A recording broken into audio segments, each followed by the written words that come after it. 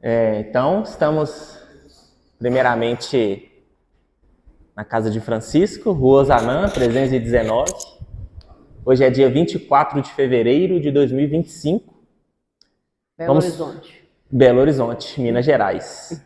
Vamos falar sobre o capítulo 10 do Evangelho segundo o Espiritismo, o item 6, tá bom? E o item 6 é reconciliações com os adversários. Então, como é que a gente vai fazer hoje? O item 6 ele é um pouco extenso, então eu vou ler um trecho dele, a gente vai discorrer um pouco. Um trecho e discorre um pouco, tá? A gente não vai ler o trecho todo. Você consegue ajudar a gente, Raquel, por favor? Consigo. Reconciliações com os adversários. Na prática do perdão, como em geral na do bem, não há somente um efeito moral. Há também um efeito material. A morte, como sabemos, não nos livra dos nossos inimigos. Os espíritos vingativos perseguem, muitas vezes, com o seu ódio, no além-túmulo, aqueles contra os quais guardam rancor, donde decorre a falsidade do provérbio que diz: morto o animal, morto o veneno. Quando aplicado ao homem, o espírito mau espera que o outro, a quem ele quer mal, esteja preso ao seu corpo, e assim menos livre para mais facilmente o atormentar, ferir nos seus interesses ou nas suas mais caras afeições. Bom, então, gente, o que eu achei mais importante desse trecho é que quando a gente fala de perdão, quando a gente fala de adversários, nós temos dois efeitos. Os morais, que aí é o ódio, o rancor, a tristeza, enfim. E o efeito físico. O que ele quer dizer com esse efeito físico? Quer dizer que as relações de perdão, as relações horizontais, né?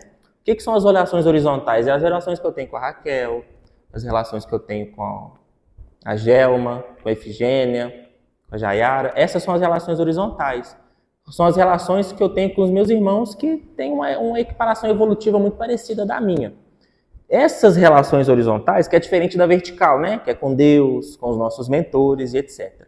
Então, nessas relações verticais, as relações de perdão envolvem muito efeito físico, que é, por exemplo, a vingança. Uma pessoa, você não consegue perdoar aquela pessoa e o seu ódio acaba te levando assim, né? Por livre-arbítrio, você quer e deseja matar uma pessoa. Isso tem um efeito físico. Isso é muito importante da gente saber. Quando a gente vê o livro Ração e Reação, fala muito disso, né? Dos efeitos físicos. A gente tem que voltar para cá para a gente quitar, né? A palavra pagar é uma palavra muito injusta, né? Para quando a gente fala de perdão, mas só para uma questão para a gente entender, para pagar as nossas dívidas. Kardec usa essa colocação, mas eu acho que é porque a nossa língua e o nosso entendimento ainda não conseguiu deixar essa relação de perdão com palavras mais leves, mas a gente volta para pagar. Então, quando a gente vê uma relação física, a relação física mais séria, pelo menos que eu já li, tá? Tanto na cultura espírita, quanto no espiritualismo também vai falar isso, né? Quando eu gosto muito das aulas do Paulo, porque Kardec, quando ele foi fazer o livro dos Espíritos, quantos médiuns que ajudaram Kardec a fazer o livro dos Espíritos eram espíritas? Nenhum, né? Porque foi só depois do livro dos Espíritos que surgiu o Espiritismo. Então significa que a verdade ela está dissipada pelo mundo, né? E quando a gente vê uma matéria dessa aqui de André Luiz, corroborada por diversas outras culturas, a gente fortalece, né, a ideia. Não tem nenhum problema nenhum a gente recorrer a outras. Então, você lê pra gente, por favor? Libertação, de André Luiz. Isso. Observações e novidades. Ante um intervalo espontâneo, reparei, não longe de nós, como que ligadas às personalidades sob nosso exame, certas formas indecisas, obscuras, semelhavam-se a pequenas esferas ovoides, cada uma das quais pouco maior que um crânio humano. Variavam profusamente nas particularidades. Algumas denunciavam um movimento próprio, ao jeito de grandes amebas, respirando naquele clima espiritual. Outras, contudo, pareciam em repouso, aparentemente inertes, ligadas ao halo vital das personalidades em movimento. Ótimo. Então, o que Kardec está descrevendo? Kardec, lá no livro Libertação, ele parte para uma colônia espiritual que não é como nosso lar, né? Cujo objetivo maior é fazer o bem. Existia uma colônia comandada pelo Papa Gregório, cujo principal objetivo era fazer o mal. E nessa colônia ele observava diversas formas de vida. Uma delas é essa aqui, que ele observava espíritos de aproximadamente 10 centímetros, mais ou menos o tamanho de um punho, assim, tá? E esses espíritos viviam do alimento vital do espírito que ele era vinculado. Esses espíritos, o único objetivo deles é fazer o mal para o alvo. Eles não têm mais nada, eles praticamente nem têm consciência. Assim, um dos maiores desafios que eu vi em outras doutrinas espiritualistas é despertar a consciência desse espírito. O principal objetivo é esse. Então, ele vai descrever ainda coisas... Olha lá, olha só. Pode ler para a gente, por favor? Percebi que a infeliz se cercava de 3 formas ovoides, diferenciadas entre si nas disposições e nas cores, que me seriam, porém, imperceptíveis aos olhos, caso não desenvolvesse ali todo o meu potencial de atenção. A existência de 3 figuras vivas que se lhe justapõem ao perispírito, apesar de se expressarem por intermédio de matéria, que me parece leve gelatina, fluida e amorfa. Acho que... Deixa eu só ver se é isso aqui. Pode ler só até aqui, ó, até esse aí. São entidades infortunadas, entregues aos propósitos de vingança e que perderam grandes patrimônios de tempo, em virtude da revolta que lhes atormenta o ser. Então, olha assim, perderam grandes patrimônios de tempo. Eu vi em outras literaturas que esses espíritos são capazes de esperar até um século pela uma oportunidade de encarnar junto com esse espírito, vinculado a ele, conforme André Luiz enxergava. Pequenos ovoides, né, vinculados ao corpo e que viviam e sobreviviam de sugar a energia vital. Existem pessoas que têm diferentes energias, né, assim, digo até de vitalidade, né, de ser mais energético. Pode ser que uma dessas explicações seja esse aqui, olha. Olha só o que ele fala. A vampirização era incessante. As energias usuais do corpo pareciam transportadas às formas ovoides. A energia saía do corpo e ia para o parasita, que se alimentavam delas automaticamente num movimento indefinível de sucção. Então, assim, lembra que a gente viu no primeiro trecho que as questões de perdão não só têm efeito moral? Não quer dizer que eu e a Raquel a gente não se gosta, a gente só vai ficar pensando mal um pro outro. A gente vê até no próprio mundo, né, que essas relações podem partir para efeitos materiais, como a morte, a agressão. E aqui, de tudo que eu conheço, eu não conheço tudo, tá, gente? De tudo que eu conheço, essa aqui é a forma mais avançada que eu vejo do ódio. O espírito, ele se deforma, ele perde porque, assim, o nosso perispírito não é a nossa consciência, né? Então, o espírito, ele não tem nem força mais para manter o perispírito dele. Ele se torna só o que ele sente. O ódio, a vingança, e se torna praticamente um ser sem consciência. A única coisa que ele deseja é ódio.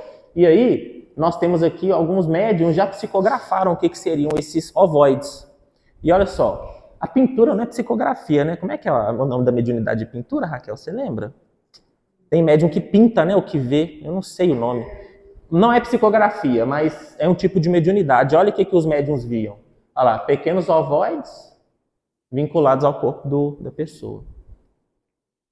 Então, falamos um pouco sobre efeito físico, vamos prosseguir. Reconciliações com os adversários. Evangelho segundo o Espiritismo, capítulo 10, item 6. Nesse fato reside a causa da maioria dos casos de obsessão, sobretudo dos que apresentam certa gravidade, quais os de subjugação e possessão. O obsediado e o possesso são, pois, quase sempre vítimas de uma vingança, cujo motivo se encontra em existência anterior, e a qual o que a sofre deu lugar pelo seu proceder. Deus o permite para os punir do mal que a seu turno praticaram, ou, se tal não ocorreu, por haverem faltado com a indulgência e a caridade, não perdoando. Desculpa. Então, assim, aqui a gente tem muitas coisas fortes, né? A primeira, quando ele faz a relação sobre o obsediado e o possesso, tá? Ele fala que são vítimas. Quando a gente fala de duas pessoas que se odeiam, a gente não tem, tipo, um certo e um errado. Os dois ali são vítimas de um processo muito cruel. Porque, conseguiu achar? Psicopictografia. Então tá aí, ó, psicopictografia de um ovoide.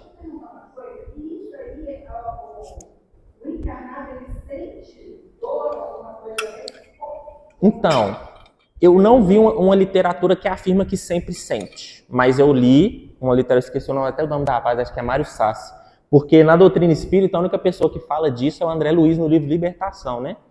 Eu fui me aprofundar na doutrina espiritualista e fala que é possível até que cause câncer isso aqui, tá? Nesses pontos onde os ovoides estão.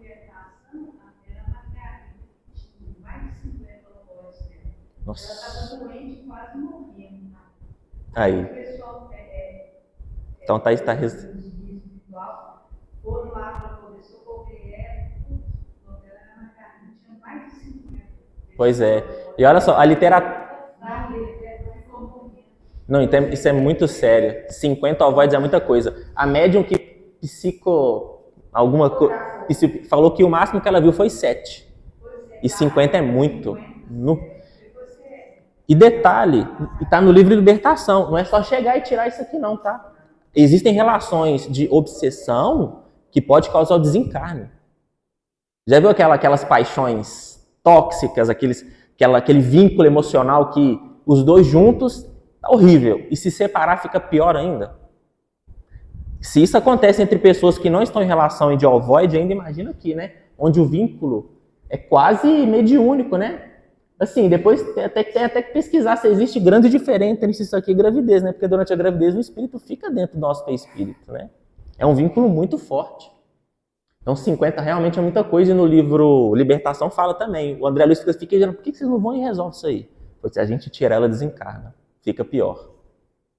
Então, não tem certo e errado, tá? Nessas relações de vingança. Não tem.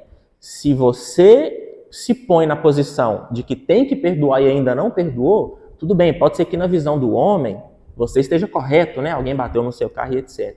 Mas só de você dentro de si dar a oportunidade de não perdoar, alguma falha tem ali, tá? E a gente vai falar disso em Emmanuel depois, posteriormente, tá? E quando ele fala aqui, olha, de indulgência, caridade, ele tá falando uma referência direta à questão 886, né, que o Marcelo tanto fala pra gente, que é o que Jesus entendia por caridade. O que Jesus entendia por caridade?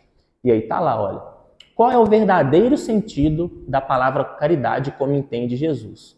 Benevolência para com todos, indulgência para com as perfeições alheias e o perdão das ofensas. Então, quando a gente fala de indulgência para com as perfeições alheias, nós até falamos na aula passada que a gente pinta o mundo da forma como a gente tem, né? Com os lápis que a gente tem. Se nós somos capazes de ver a possibilidade do mal, não como uma falha, mas como um ataque, é porque nós somos capazes de atacar. Não quer dizer que Deus não veja as nossas falhas, claro que tem. Mas Ele jamais as usaria contra nós. Quando nós vemos as falhas das pessoas e vê elas de forma ofensiva, formativa, ali tem algum detalhe que a gente tem que trabalhar em nós mesmos. Pode continuar, por favor?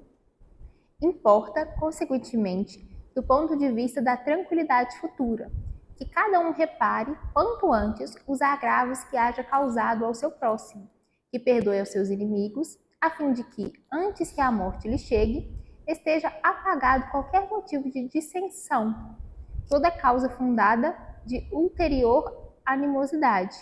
Por essa forma, de um inimigo encarniçado neste mundo, se pode fazer um amigo no outro. Pelo menos o que assim procede, põe de seu lado o bom direito, e Deus não consente que aquele que perdoou sofra qualquer vingança. Então, a parte mais importante é essa aqui, olha. Deus não consente que aquele que perdoou sofra qualquer vingança. Olha lá. Gente, o que é... Pensa numa possibilidade. Existe algo que Deus não consente que possa acontecer? Não. Beleza. Então, qualquer coisa, haja o que hajar, né? Como diz as línguas populares, hajando o que hajar, Deus está permitindo. Nosso planeta ali, ó o governador. Qualquer coisa que aconteça conosco, que nós nos revoltemos, vai muito além disso. É duvidar da capacidade de governabilidade desse Senhor aqui, olha. É difícil. Muitas vezes eu até falo assim, não, Jesus, você não viu isso não? Olha o que está acontecendo aqui comigo. Você tem certeza que você está vendo tudo? Mas a gente sabe que ele é perfeito, né? O livro dos Espíritos mostra pra gente que ele é perfeito. E aí, então, olha só, caso eu venha a perdoar verdadeiramente um irmão, nada de mal que aquele irmão queira me fazer será possível fazer. Nada. E eu só vou me envolver na vida daquele irmão se eu quiser. Exemplo disso, o espírito Félix. Sexo e destino. Espírito superior. Que ainda haviam pessoas que ainda não tinham o perdoado, mas ele já tinha perdoado todo mundo. O que ele fez? Ele foi co-criador. Foi lá e ajudou. Se aquelas pessoas quisessem fazer mal para o Félix, elas conseguiriam? Não. Mas ele é um espírito superior, né? E ele não vai sair daqui enquanto ele não resolver tudo. A gente tem relatos até de espírito de Sírios, que saiu de Sírios para vir aqui resolver problema. Caso de Alcione, né? No livro Renúncia. Você vê, né? Um planeta muito superior. Ela voltou por causa de pendências, querendo ajudar a família, né? Então, olha só. E outra coisa, o perdão está diretamente ligado à tranquilidade futura. Às vezes nós achamos... É muito ruim quando nós dormimos querendo buscar o perdão de alguém, sabe? Ainda que a gente ainda não conquistou. Mas a pessoa que ainda não nos perdoou também é atormentada. Muito ainda, sabe? Eu acho que hoje eu perco mais tempo com as pessoas que eu não perdoei, né? A gente fica mais atormentado da cabeça, a gente gasta mais tempo, mais energia com o que a gente não perdoou. Realmente é uma falta de paz gigantesca. Tá bom? E aí, o Emmanuel, no livro Mãos Unidas, ele traz pra gente uma definição muito bonita do perdão. Você lê pra gente, por favor? O perdão é o único antibiótico mental suscetível de extinguir as infecções do ressentimento no organismo do mundo. Perdão entre dirigentes e dirigidos, sábios e ignorantes, instrutores e aprendizes, benevolência entre o pensamento que governa e o braço que trabalha, entre a chefia e a subalternidade. E olha só, você está vendo que aqui, primeira coisa, a palavra-chave ali é única. Única. Nós vimos na última aula que eu dei também, que muitas doenças são causadas pelo ódio. E a gente vê isso nos livros de Emmanuel. E eu trouxe reportagens para vocês, de pesquisas científicas, inclusive em Harvard, falando que o ódio pode sim influenciar doenças cardíacas. Então, o único antibiótico suscetível de extinguir infecções do ressentimento no organismo do mundo. É o único. Então, se nós temos problemas de ressentimento no mundo, o único antibiótico é o perdão. E olha só que ele coloca pontos de vista. Dirigidos e dirigentes, sábios e ignorantes, instrutores e aprendizes. Porque o ponto de vista muda. Por que a gente precisa de tantas experiências? Uma coisa é o perdoar sendo um sábio, tendo acesso à doutrina espírita, vindo aqui estudando todo dia. É uma coisa. Aí na sua próxima encarnação, você vai cair numa vida muito necessitada, que você não vai ter acesso a conhecimento nenhum. Vai ser mais fácil perdoar ou mais difícil? Muito mais difícil, né? Olha os pontos de vista aqui também. Do braço que trabalha, pensamento que governa. Então, a gente tem essas experiências porque o perdão tem seus desafios, a depender tanto da nossa condição íntima, tanto da nossa condição externa. Às vezes a gente cresce numa família muito ressentida. E aí fica difícil mesmo aprender sobre perdão. E eu, graças a Deus, se tem uma coisa que eu não posso reclamar da minha família é o perdão. Eu sou o único avacaiado lá em questão disso. Mais necessitado lá sou eu, graças a Deus. Oi. Essa dicotomia aí, aprendiz e instrutor hoje, não é nem da próxima encarnação. Você pode mudar a sua situação. Exatamente. De instrutor para aprendiz, de chefia para subalternidade, nada te garante que você vai permanecer. Basta a vontade de uma pessoa só, do homem ali, ó. Se ele quiser, acontece. Assim, Com certeza. Se for necessidade sua e seus mentores ver potencial de sucesso, pode ser pequeno que for, vai acontecer. Continuando então. Até aqui tudo ok? Pode perguntar, fiquem à vontade, viu, gente? Quando Jesus recomenda que nos reconciliemos o mais cedo possível com o nosso adversário, não é somente objetivando apaziguar as discórdias no curso da nossa atual existência, é principalmente para que elas se não perpetuem nas existências futuras. Não saireis de lá da prisão enquanto não houverdes pago até o último centavo, isto é, enquanto não houverdes satisfeito completamente a justiça de Deus. E a justiça de Deus está nas leis morais, né? Lei de caridade, lei de amor, lei de sociedade. Gente, o que ele quer falar pra gente aqui? Primeiro que não existe dívida que não será paga. Tá? É a lei de Italião, olho por olho, dente por dente? Jamais. Nunca vai ser. Às vezes a gente pode sofrer muito mais por uma coisa pequena. Ou muito menos por uma coisa grande. Vai depender da nossa consciência, do nosso aprendizado, né? Na questão 1009, Paulo fala pra gente que a dor, ela só serve para ensinar. Uma vez aprendido, a dor cessa. Não tem por que ter dor nenhuma se você já está com aquele aprendizado. Principalmente para que elas não se perpetuem. Isso aqui é muito importante. Não só na obra espírita. A maioria das obras espiritualistas que você vai pegar, a gente vê exemplos de reencarnes, onde a pessoa é suscetível a determinado tipo de sofrimento em decorrência de um espírito vingativo de outra vida. Inclusive, ele até fala aqui, olha, que as obsessões causadas de vidas passadas, né? Não tem um negócio desse aqui? De vingança cujo motivo se encontra em existência anterior. Então, não é raro, né? Isso aqui não é um conhecimento exclusivo da doutrina espírita, e já está difundido pelo mundo. Então, a gente vê as pessoas falando assim, não, vou reencarnar com a Raquel, ela me traiu em outra encarnação, eu vou encarnar aqui de novo e eu vou agredir ela, por exemplo. Aí eu vou e agrido a Raquel. O que vai mudar na minha cabeça de eu agredir ela que eu vou aprender a perdoar? Nada. Aí fica criando aqui esses falsos reparos. Porque aí a Raquel fala assim, eu me sujeitei, eu deixei você ir lá fazer o mal para mim, você não vai me perdoar? Aí começa aquela indignação. Por isso que a gente vê dívidas que demoram séculos para ser pagas. Porque a gente fica colocando condições de reencontro, eu só vou reencontrar com a Jaiara se eu puder fazer isso ou aquilo.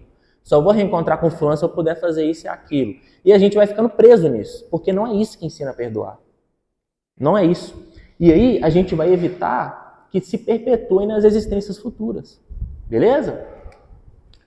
E aí, olha o que Tiago Menor fala para Paulo de Tarso. O que acontece? Paulo estava realizando o sonho da vida dele.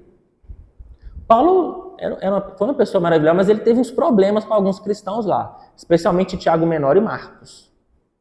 Não batia. Marcos, porque foi viajar com Paulo e deu para trás, ficou com medo, Paulo não gostou.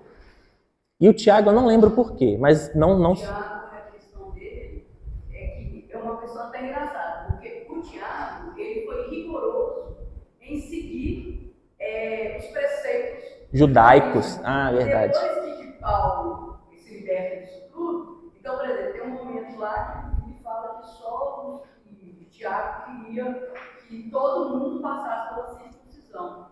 E Paulo fala, não, isso não é assim. Então, ele é rigorista na questão das questões exteriores que o judaísmo colocava como regra. E Paulo já tinha se libertado disso. E aí ele tem essa rixa com o Tiago por causa desse rigor que um dia ele foi. Um dia Paulo... Verdade. Ele se viu no Tiago, né? Deve ser por isso que ele identificou com tanta facilidade o... Porque tem uma coisa original em Paulo Estevam, porque o que salvou o Tiago, quando eles foram prender lá, foram lá na casa do caminho, prenderam Pedro, prenderam João, o que fez com que Tiago não fosse preso, é que na hora que eles foram lá no povo que Tiago estava, ele estava de joelho, lendo a Torá. E aí isso era a coisa mais forte que um judeu podia fazer. E isso, Saulo, que tinha invadido lá a casa do caminho, ele não pega o Tiago por causa disso. E aí depois disso ele ficou, ele pensou, não, foi o vigorismo que me salvou, então eu tenho que levar o vigorismo. Vai continuar, né? São os atavismos, né? É difícil abandonar eles, né? Tanto que aqui na doutrina espírita, nós não temos nenhum ritual, né? Nenhum. E muitas pessoas que vêm de fora sentem falta, né? E é normal, não tem nada de errado com isso, né? A gente não está aqui para virar santo em uma encarnação. E aí, olha o que... Então, Paulo estava indo para Roma. Acho que era Roma. E era o sonho de Paulo, era pregar lá. E... A gente já leu isso, lembra? Isso. A gente leu isso na sexta-feira. Ele virou e falou para o pessoal, eu tenho um sonho. E logo quando ele está saindo lá no deserto de Dan, que é ir para Roma. Isso. E ele estava assim, nossa, eu vou realizar meu sonho agora. Aí chegou um pessoal e falou assim, ó, Tiago está precisando de você lá na igreja do caminho. Aí Paulo medita, né? Procura conversar com Deus e felizmente ou infelizmente ele abriu mão do sonho para fazer o que é certo. O que foi certo, né? Você pode ler para a gente, por favor? Desde o primeiro dia, tenho sido obrigado a caminhar com os fariseus, muitas milhas para conseguir alguma coisa na manutenção da igreja do Cristo. E nós temos isso na nossa vida pessoal. A gente aprende sobre perdão. A gente aprende que Jesus pede, olha, se alguém pede para você andar 1 milha, anda 2. Então a gente entende, né, que além das relações pessoais, a gente está falando de amor. Vamos andar 1 milha. Às vezes uma pessoa é chata. Você escuta ela mais 10 minutos, andou 2 milhas. Só que tem pessoas que pedem 3, 4, 5, 6, 7, 8, 9 milhas para a gente. Que a gente começa a entrar num assunto muito delicado, que é o bom senso, né? Será que são todas essas milhas que eu tenho que andar? Porque a gente corre 2 riscos, né? Um de estar abrindo mão de uma missão, que às vezes você prometeu, não vou andar 50 milhas com essa pessoa. E o risco de estar perdendo tempo. Porque a gente não tem só um problema na vida, né? A gente tem muita coisa para resolver e às vezes a gente está pegado em uma coisa que não deveria ser. A gente vai aprender isso no livro Boa Nova com a Joana de Cusa. Aí a gente vai entrar nesse assunto posteriormente. E aí, olha só. Tiago sabia que estava andando muitas milhas e não desistiu. Aqui ele tomou a decisão certa, meditou, né? A gente não pode tomar a decisão da emoção, né? E aí, olha o que ele ensina para a gente. Muitas vezes o mestre nos ensinou, na Galileia, que o melhor testemunho está em morrer devagarinho, diariamente, pela vitória da sua causa. Por isso mesmo, afiançava que Deus não deseja a morte do pecador, porque é na extinção de nossos caprichos de cada dia que encontramos a escada luminosa para ascender a seu infinito amor. Ele fala 2 coisas muito fortes aqui. Primeiro é morrer devagarinho. Abrir mão do nosso orgulho, dos nossos caprichos, né? E ele fala que é na extinção dos nossos caprichos que encontramos a escada luminosa para ascender ao seu infinito amor. Então, assim, pelo menos na minha vida, 100% das vezes que eu tive dificuldade de perdoar alguém foi por causa de um capricho meu. Não sei na vida de vocês, mas o meu testemunho pessoal é que às vezes que eu tive dificuldade de perdoar foi por orgulho. Às vezes não era nem pelo ódio que eu tinha a pessoa, mas talvez pela vergonha que ela me fez passar. Ela não me fez mal nenhum, mas ela me constrangeu, não perdi dinheiro, não perdi tempo, não perdi nenhum bem material, não perdi nada. Mas eu fiquei me sentindo envergonhado em público. Aí aquilo dali para mim já é o fim, né? Ou seja, é capricho, né? Assim, a gente não veio para vencer o mundo, a gente veio para vencer no mundo, né? Foi o que Jesus ensinou pra gente, né? Eu venci no mundo. E aí, vamos aqui falar de em que passagem bíblica Tiago aprendeu isso. Se alguém quer vir após mim, negue-se a si mesmo. Tome cada dia a sua cruz e siga-me. Pois quem quiser salvar a sua vida, perdê-la-á. Mas quem perder a sua vida por amor de mim, esse a salvará. Quem quiser salvar a sua vida, perdê-la-á. Gente, nós somos espíritos em um planeta de provas e expiações. Posso estar enganado sobre vocês aqui, vocês podem ser exceções. Mas o livro dos Espíritos nos fala que o mundo de provas e expiações, o mal predomina. Ele não é soberano, como no mundo primitivo, mas ele predomina. Bom, Se eu sou um espírito de provas e expiações, não sendo uma exceção como os missionários, é bem provável que eu tenha tendências más dentro de mim. Então, se eu quiser seguir o Cristo, eu vou ter que abrir mão de muita coisa que eu creio. Por que ele fala morrer devagarinho? Lembra da Arca de Noé? Quem lembra? Já falei umas 20 vezes aqui. Nós temos várias encarnações, né, que nos influenciam o tempo todo. E a gente tem que ir matando essas más tendências, essas coisas ruins que a gente aprendeu nas nossas encarnações. Vai morrendo devagarinho. Então, pois quem quiser salvar a sua vida, perdê-la-á. Tem que abrir mão do orgulho, tem que abrir mão dos próprios valores. Muita coisa muda, gente. E aí, Martírio em Jerusalém, deixa eu ver se a gente fala. Tá. Essa é importante. Essa é importante. Eu vou pular algumas, mas essa é muito importante. Pode ler para mim, por favor? A cada um de nós confiou Jesus uma tarefa diferente na forma, mas idêntica no fundo. Se muitas vezes tenho provocado falsas interpretações das minhas atitudes, tudo isso é mágoa para o meu espírito. Habituado à simplicidade do ambiente galileu, de que nos valeria o conflito destruidor quando temos grandiosos deveres a cuidar? Importa-nos saber morrer, para que nossas ideias se transmitam e floresçam nos outros. Ótimo. Então, pontos importantes. Primeiro, todos nós aprendemos a mesma coisa, de diferentes formas. O que eu aprendi com o meu pai, talvez a Jara aprenda com a tia dela. O que a Zezé aprende com a filha, talvez eu vou aprender com um tio meu. Mas o ensinamento é o mesmo. Porque o nosso fim é um só. É a angelitude. Então nós vamos aprender estamos aqui para aprender as mesmas coisas. Por isso que é importante o contato social, né? Às vezes o que eu vou aprender você já sabe. E às vezes uma palavra sua, um exemplo que você dê, vai acalmar o meu coração e quando eu passar pelo desafio eu vou aprender. Tá bom? Então ele fala que todas as más interpretações é mágoa para o espírito dele. E aí ele fala de duas coisas. Primeiro, de que valeria o conflito destruidor quando temos grandiosos deveres a cuidar? Gente, conflitos vão existir na nossa vida inteira e eles são para o nosso aprendizado. Mas nem sempre o meu conflitante está tão disposto a aprender quanto eu.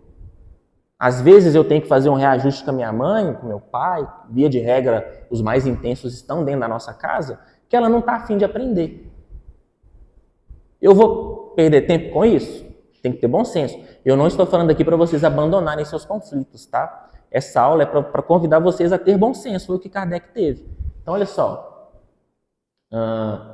quando temos grandiosos deveres a cuidar, ou seja, todos, ele está falando aqui que ele vai comprar todos os conflitos? Ele já falou que não. De que valeria os conflitos destruidor quando temos grandiosos deveres a cuidar? Aí ele fala, importa-se nos saber morrer. Lembra que o morrer é abrir mão de si, fazer as coisas, perdoar? Mas não é só isso. Não é só abrir mão de tudo, senão a gente se acomoda. Às vezes a gente tem um filho que a gente ama e aí a gente deixa ele fazer o que ele quiser para evitar conflito. Tem que saber morrer, não é? Não é só morrer, vai ter pontos difíceis. A educação é difícil, muitas vezes dói. E às vezes você vai ter que ser esse causador de dor. No seu filho, por exemplo. A gente vai ver um exemplo disso. E aí, olha só. Haverá espíritos que se conservem eternamente nas ordens inferiores? Não. Todos se tornarão perfeitos. Lembra que ele falou aqui, que a gente aprende de diferente forma, mas tudo a gente aprende da idêntica essência? A gente vai chegar no mesmo lugar. Se nós vamos chegar no mesmo lugar, de alguma forma o caminho tem que ser o mesmo, né? Se o objetivo é ali, eu não vou chegar lá e não para cá. Então a gente vai seguir muitas coisas parecidas. Mudam de ordem, mas demoradamente, porquanto, como já doutra vez dissemos, um pai justo e misericordioso não pode banir seus filhos para sempre. Pretendias que Deus, tão grande, tão bom, tão justo, fosse pior que vós mesmos? Todos se tornarão perfeitos. Existe inferno, gente?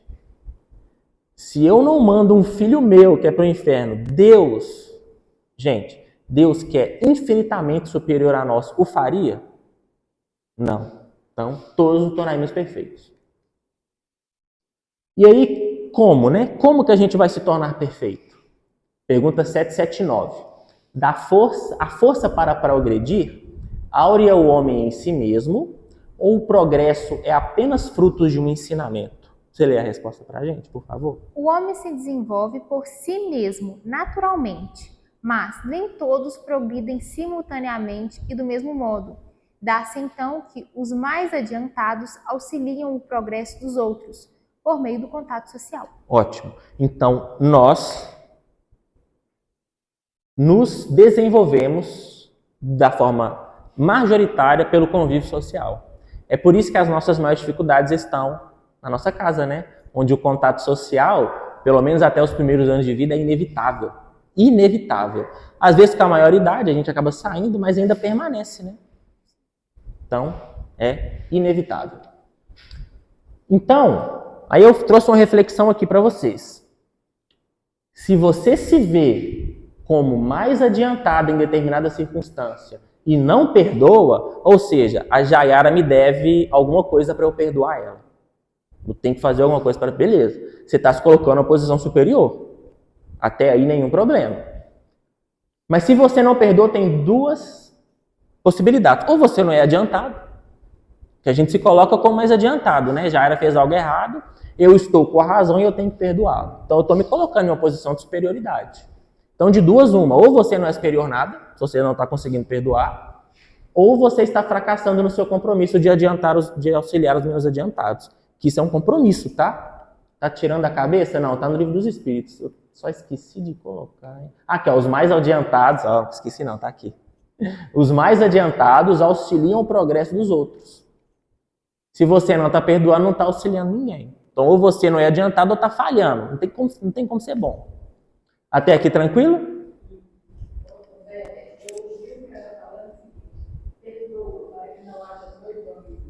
Exatamente. Basta um, né? E já é muito um, né? Exatamente. Quando Jesus fala de perdão na Bíblia, eu nunca vi, porque eu não li a Bíblia inteira, né? Apesar de eu ler bastante ela, mas eu não vi nenhuma passagem onde Jesus, quando fala de perdão, tenta discriminar quem está certo e quem está errado. Ele fala para os dois, para o agressor e para o agredido. Tem que perdoar. Aí, essa aqui também é boa. Olha, as lutas pessoais... Pode ir para mim, por favor. As lutas pessoais, ao contrário, estiolam as melhores esperanças. Criar separações e proclamar seus prejuízos dentro da Igreja do Cristo não seria exterminarmos a planta sagrada do Evangelho por nossas próprias mãos? Lutas pessoais. Nós temos interesses pessoais. É natural, né? Nós somos pessoas. Nós temos interesses individuais. Mas quando a gente traz esses interesses pessoais aqui para dentro da igreja, a gente está exterminando a planta sagrada. Por quê? Porque a nossa missão é transformar os nossos interesses pessoais nos interesses pessoais do Cristo. Não é nos transformar, não é abrir mão de nós mesmos. Então, sem o perdão, a boa nova haveria enfrentado sérios problemas. Quando eu coloquei isso aqui, pensa ali Tiago na igreja do caminho batendo de frente com os judeus, que tinham autorização para matar quem eles quisessem lá. Roma não interferia muito. Se não fosse, vou falar o nome de Tiago, mas com certeza haveriam muitos outros, houveram muitos outros. Se não fosse Tiago perdoar esses judeus, se não houvesse nenhuma intervenção do Cristo, tá? O cristianismo teria morrido ali. Porque eles teriam sido exterminados, como já tentaram fazer. E o Tiago, naquela conversa que tem com Paulo, eles falam assim, Paulo, eles estão tentando reviver a sua perseguição. Então, se eles se demonstrassem mais vigorosos, mais combativos, seria muito mais fácil de reviver essa perseguição. Eu coloquei enfrentado sérios problemas porque a gente não sabe como se daria, né? Com certeza haveria uma intervenção do Cristo, né? Através de algum missionário, alguma coisa aconteceria, mas teria sido muito mais difícil. E aí, vou pular isso aqui, progresso é inevitável. Ah, tá. E aqui a gente começa... Lembra que ele falou que Deus permite que o mal aconteça conosco? Olha o que ele fala aqui, olha. Ele fala vírgula, né? O que eu estou trazendo uma reflexão. O progresso é inevitável. Se a língua que falamos é a da indiferença, ressentimento e rancor, se a gente não perdoa, seremos colocados entre pessoas que falam a mesma língua que a nossa. Se a minha língua é da maldade, é da agressividade, eu vou ter encarnações para essas pessoas. Porque lembra que ele falou que quem já perdoou fica imune à vingança? Então, se eu ainda não perdoei, eu vou estar junto com quem não perdoou. Weber, você está falando maluquice. Aí eu vou trazer isso aqui que eu sempre trago, mas que explica muito isso do porquê que a gente lida com o mal na nossa vida. E estejamos convencidos de que se o diamante é lapidado pelo diamante, o mal só pode ser corrigido pelo mal.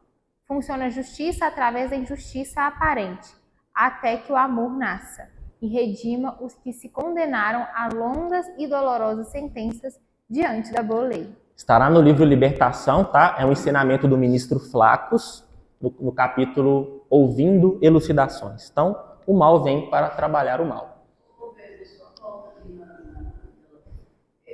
Pensando que a gente aqui na Casa Espírita, a gente está tão assim, acostumado com esse tema do perdão, que a gente vê lógica, né? Nisso aí, está escrito no que você está falando aí, vê lógica, fé raciocinada mesmo, na questão do perdão. Mas aí eu estou projetando essa questão para o mundão aí fora. Como que no mundão aí fora, distante desse conteúdo espírita, essa questão do perdão é uma coisa tão distante, tão mal vista, né? Assim, inúmeras pessoas falam, não, você pode perdoar, né? Dia que eu não perdoo, não vou perdoar, isso aí não, né? E vai no processo de vingança mesmo. E assim, como que a gente tem que estar o tempo todo escutando isso aí, para que isso vai amaciando essa alma endurecida que a gente tem. Porque eu conheço muitas pessoas que se sentassem pela primeira vez e escutassem. Vai embora e não volta mais. Que conversa fiada, que tá mandando, né, falando comigo, que o mal, por exemplo, uma coisa que está escrita aí que eu fiquei pensando, e estejamos convencidos de que se o diamante é lapidado pelo diamante, o mal só pode ser corrigido pelo mal. Funciona a justiça através da injustiça aparente. Isso. Muita gente falou que está justificando as coisas erradas lá. Isso aí, até com a amor nada. E aí eu fiquei pensando assim, quantos, né, dos chamados politizados, engajados, se revolta diante de um conhecimento que, ao mesmo tempo, é simples, mas é extremamente elaborado no sentido da gente conseguir aceitar isso. Pois é, porque no Espiritismo a gente é capaz de fazer uma retórica muito simples, que é a seguinte, fala assim, olha, você acredita que Jesus é perfeito? Sim. Você acredita que Jesus é o governador da Terra? Sim. Então você tem que acreditar que ele está permitindo o mal. Quer dizer, o mal aparente, né? A injustiça aparente, que na verdade é uma justiça muito justa. Ele não está permitindo o mal, ele está permitindo o livre-arbítrio. Isso, exatamente. E protegendo os justos. Ah, não, o seu livre-arbítrio é a maldade, Raquel? É. Gelma, o seu livre-arbítrio é a maldade? É, então vocês ficam para cá. Fica junto ali e quem não é, fica aqui. Então, se nós estamos sendo vítima de algum mal aparente, é sinal para a nossa intimidade. A não ser que você duvide do livro dos Espíritos, que falam de Deus protege quem já perdoou. Aí você teria que estar duvidando daquela questão. Lembrando aqui só um próximo seminário de março, é o livro Brasil, a do Evangelho do Coração. Ótimo. É um livro muito forte. Muito forte.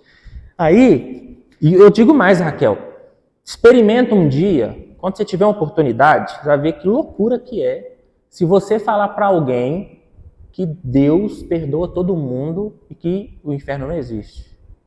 Que Deus ama todo mundo e que ninguém vai para o inferno. Experimenta, pra você ver a loucura que vira. Porque as pessoas querem um Deus que manda os outros para o inferno.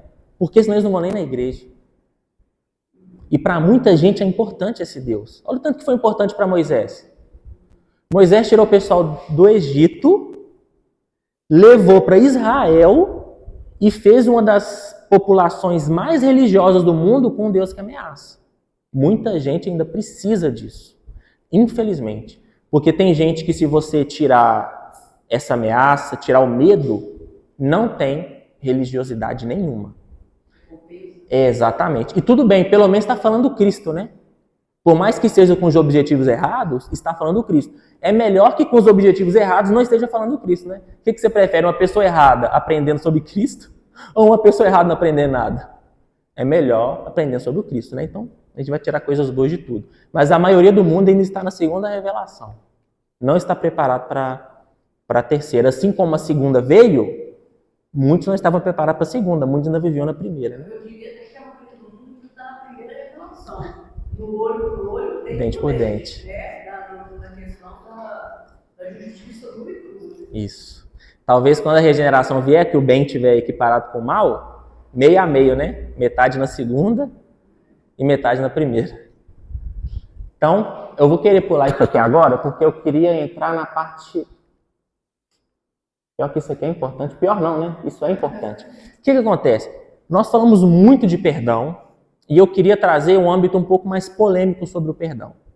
Que vai começar com Emmanuel, nós vamos passar lá para a Boa Nova, com Joana de Cusa, e nós vamos refletir sobre. Então, pode ler o Emmanuel para a gente, por favor? Há conformação e conformismo. Conformismo é o sistema de ajustar-se a alguém a todas as circunstâncias. Beleza. Então, isso aqui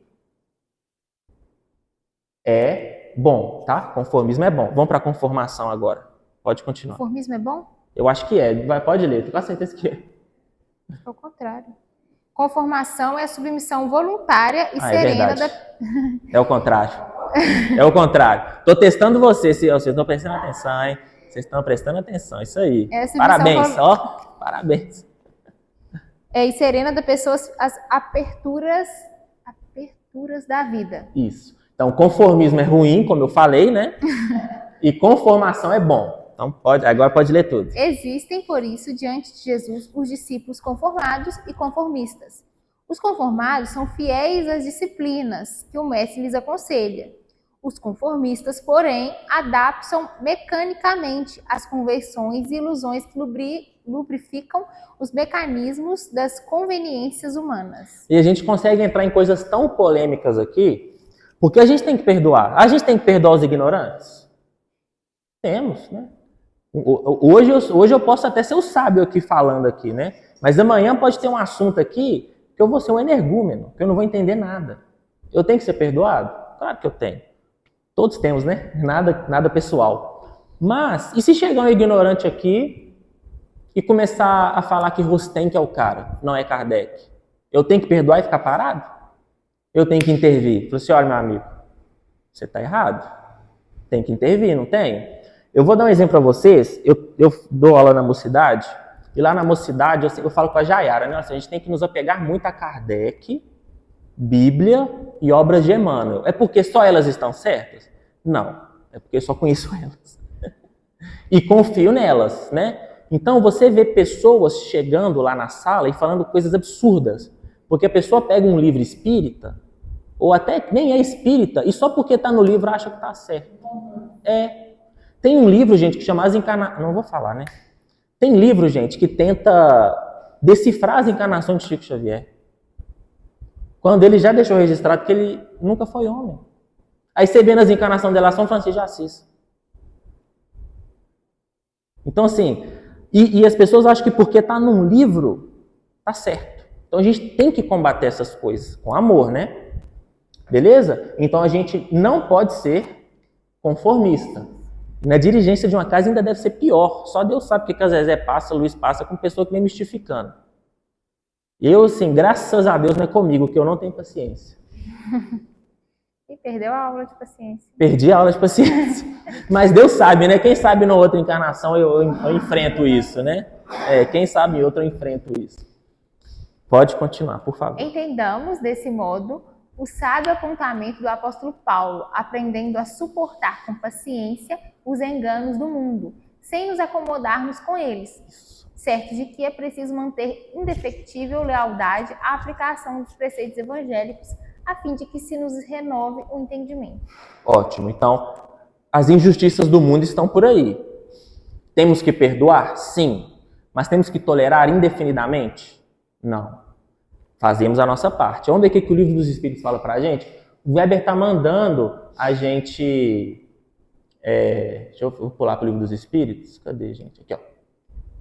O Weber está mandando a gente enfrentar os outros. O Weber é maluco. Olha o que o Livro dos Espíritos fala pra gente. Aí depois a gente volta lá. Para respeitar a liberdade de consciência, dever-se-á deixar que se propaguem doutrinas perniciosas ou poder-se-á, sem atentar contra aquela liberdade, procurar trazer ao caminho da verdade os que se transviaram, obedecendo a falsos princípios? Certamente que podeis e até deveis, mas ensinai a exemplo de Jesus, servindo-vos da brandura e da persuasão, e não da força. Solta aqui.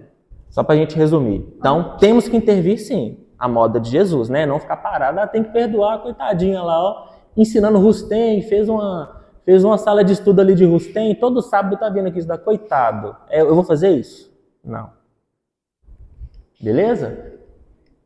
Então, vamos dar o exemplo aqui de Joana de Cusa. Para quem assiste The Chosen, é essa atriz, tá? Joana de Cusa, para vocês se situarem. Eu vou resumir, estamos acabando o tempo. O que acontece? Ela está sendo crucificada por ser cristã e o verdugo falou assim, olha, abjura a sua fé que eu vou deixar você viver. Abjura. Aí o filho dela fala assim, mãe, por favor, negue o Cristo, eu quero viver. Aí ela vai e fala, nossa, que foi a maior dor que ela não estava nem doendo nada a crucificação. Mas o filho dela falar isso para ela sentiu muito mal. E aí ela vê a oportunidade de educar o filho, né? Aí, olha só o que ela fala para o filho dela. Olha lá, repudia Jesus, minha mãe. Não vês que nós perdemos? Abjura, por mim que sou seu filho. Olha o que ela fala com ele. Cala a boca, meu filho. Jesus era puro e não desdenhou o sacrifício. Saibamos sofrer na hora dolorosa, porque acima de todas as felicidades transitórias do mundo, é preciso ser fiel a Deus. Gente, eu falo da minha mãe, por muito menos a minha mãe já cedeu pela minha educação moral. Por muito menos. Joana de Cusa, essa senhora aqui, estava sendo crucificada junto com o filho mandou ela negar Jesus e ela mandou ele calar a boca. Ou seja, ela não estava sendo conformista, né? Ela estava conformada com a crucificação, mas falou para negar Jesus, ela falou, opa, isso tem limite. Não vou negar Jesus. Então, olha que exemplo lindo. E aí essa reflexão, beleza? E aí eu vou falar outra coisa. Gente, tem Paulo. Paulo, gente, você vai ver diversas vezes Paulo, tanto no livro Paulo e Estevão, quanto na Bíblia, ele presenciando coisas erradas e intervindo. Pois está errado. Vou dar um exemplo aqui para vocês. Olha só. Antes de chegarem alguns da parte de Tiago, Pedro, Cefas é Pedro, tá? Então, o que ele percebeu? Ele percebeu que quando Pedro estava perto dos gentios cristãos, ele se comportava de uma forma. Quando ele estava perto dos judeus que se tornaram cristãos, ele se comportava de outra. E Paulo falou que por que você se comporta diferente com pessoas? Você tem que ser o mesmo. Ele interviu. Olha só. Mas quando vi que não andava retamente conforme a verdade do evangelho, disse a Cefa perante todos. Não estou falando para você corrigir as pessoas perante todos, não, tá? Paulo fez, tinha seus motivos de ter feito. Não é recomendado que façamos isso em público. Se tu, sendo judeu, vive como os gentios e não como os judeus, como é que obriga os gentios a viver como judeus? Como é que você está exigindo dos gentios uma coisa que você não faz? Beleza? Então, vai ver vários exemplos disso. Eu, porém, vos digo que todo aquele que se encolerizar contra seu irmão será réu de juízo. E quem disser ao seu irmão raca, raca é um pejorativo, inclusive os judeus falavam raca cuspindo. O meu irmão está desprezo mesmo, tá? E quem lhe disser tolo será réu no fogo do inferno. Então, isso aqui a gente refletindo que eu sempre gosto de colocar as fontes, né? Porque Deus, segundo Kardec, se manifesta através de suas leis. E as leis estão na nossa consciência. Então, quando a gente vê na Bíblia ameaçando, olha, se você não perdoar, você vai sofrer. Se você não vai perdoar, não é Deus que está fazendo você sofrer, é a sua consciência. Lembra que? Porque Deus se manifesta através da lei. E a lei está na nossa consciência. Beleza? Onde está escrito lei de Deus? Deixa eu ver se tem mais concilite depressa.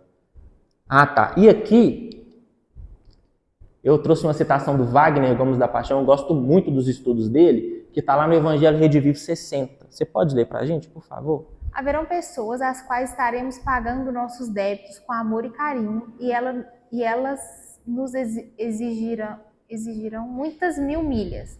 É daí que nasce as cobranças inacabáveis. Um vem para pagar e o outro abusa. Após isso, o cenário se inverte e vai se repetindo até que o amor nasça, levando em conta a importância deste ensinamento, pois podemos ser nós os abusadores do direito de reajuste. O reajuste é reconciliação e não pagamento. Aí fica infinito, né? A gente vai tentando reconciliar. A gente teve até um exemplo disso lá na nossa mocidade, né, Linda? Chegou uma aluna nova e ela veio falando um monte de coisa assim que não tinha cabimento nenhum com Kardec nem com Jesus. E aí a gente fica assim, nossa, aí tem que passar o constrangimento, né? Porque a gente estava trabalhando com a nossa turma, gente. Toda vez que alguém te falar alguma coisa, pergunta a fonte, não acredita em tudo não, pergunta onde que ela aprendeu. Aí causa aquele constrangimento, né? Chega um jovem falando um monte de coisa, eu tive que fazer pergunta, né? Onde você leu isso? Quem que escreveu isso? Ah, não, isso é minha opinião.